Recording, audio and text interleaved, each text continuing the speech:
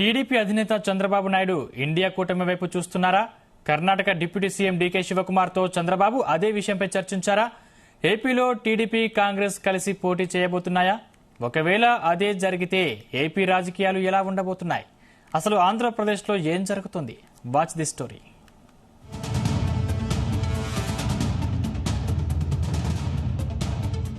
మరికొద్ది నెలల్లో పార్లమెంట్ ఎన్నికలు జరగబోతున్నాయి. వీటితో పాటు ఆంధ్రప్రదేశ్ లో అసెంబ్లీ ఎన్నికలు నిర్వహించనున్నారు.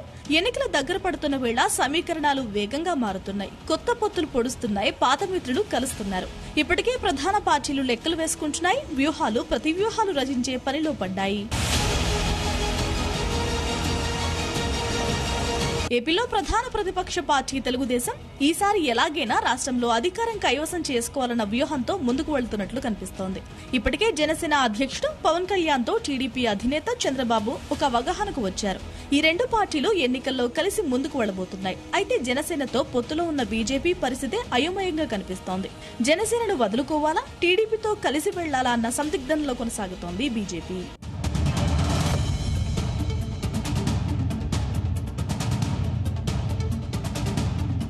ఇదంతా చూసిన తర్వాత తనతో పొత్తుకు బీజేపీ అంగీకరిస్తుందనే నమ్మకం చంద్రబాబులో తగ్గిపోయినట్లుంది.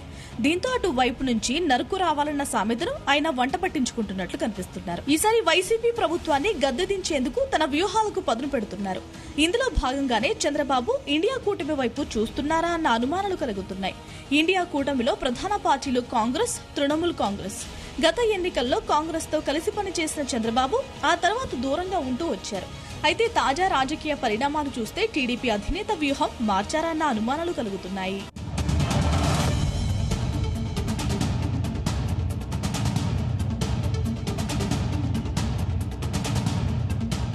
కొద్ది రోజుల క్రితం చంద్రబాబు అరెస్ట్ అయినప్పుడు తృణమూల్ అధినేత్రి మమతా బెనర్జీ బహిరంగంగా ఖండించారు. ఒకవేళ కూటమిలోకి రావాలని టీడీపీ భావిస్తే తృణమూల్ నుంచి మద్దతు లభిస్తుందని ఆమె తెలిపారు. ఇది కాక చంద్రబాబును సాదరంగా కూటమిలోకి ఆహ్వానించేందుకు వెనుక రంగం సిద్ధం చేయడానికి ఆయన శిష్యుడు తెలంగాణ సీఎం రేవంత్ రెడ్డి ఎలాగూ ఉన్నారన్నది బహిరంగ రహస్యం. ఇవన్నీ పరిణామాల నేపథ్యంలో టీడీపీ ఇండియా కూటమి వైపు అడుగులేస్తుందా అన్న సందేహాలు కలుగుతున్నాయి.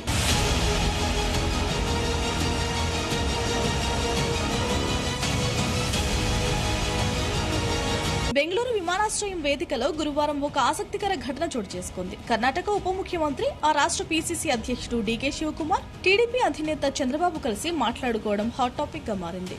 గురువారం కుప్పం వెళ్లేందుకు చంద్రబాబు హైదరాబాద్ నుంచి బెంగళూరు వెళ్లారు. అదే సమయంలో కాంగ్రెస్ ఆవిర్భావ సభ కోసం నాగ్పూర్ వెళ్లేందుకు డీకే శివకుమార్ ఎయిర్పోర్ట్ కు వచ్చారు.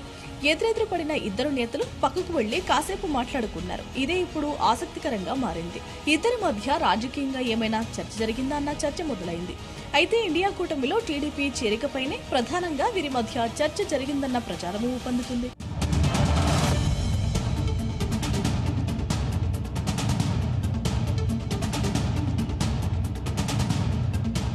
రెండు 2024 సార్వత్రిక ఎన్నికల్లో బీజేపీని ఓడించడమే లక్ష్యంగా విపక్ష పార్టీలతో కూడిన ఇండియా కూటమి ముందుకు వెడుతోంది.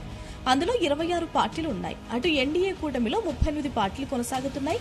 అయితే టీడీపీ సహా తెలుగు రాష్ట్రాలకు చెందిన వైసీపీ, బీఆర్ఎస్ ఈ రెండు కూటమిల్లోనూ లేవు. దీంతో టీడీపీ ఇండియా కూటమిలో చేరబోతుందా? ఒకవేళ చేరితే ఏపీలో కాంగ్రెస్ తో పొత్తు పెట్టుకుంటుందా అన్న ప్రశ్నలు వ్యక్తమవుతున్నాయి. ఇదే చర్చ కాంగ్రెస్ అగ్రనేతలు రాహుల్ గాంధీ, మల్లికార్జున ఖర్గే తదితరుల మధ్య కూడా జరిగినట్లు తెలుస్తోంది. జనవరి 2వ వారంలోగా ఇండియా కూటమి పార్టీల మధ్య సీట్ల పంపకాలు ఖరారు కానున్నాయి. ఈలోపు టీడీపీ ఆ కూటమిలో చేరొచ్చన్న ప్రచారమూ జరుగుతోంది. అయితే ఇండియా కూటమిలో చేరాల్సిన అవసరం టీడీపీకి లేదని వాదించేవారు కూడా ఉన్నారు. కూటమిలో చేరడం వల్ల టీడీపీకి కలిగే ప్రత్యేక ప్రయోజనాలు ఏమీ లేవని అంటున్నారు.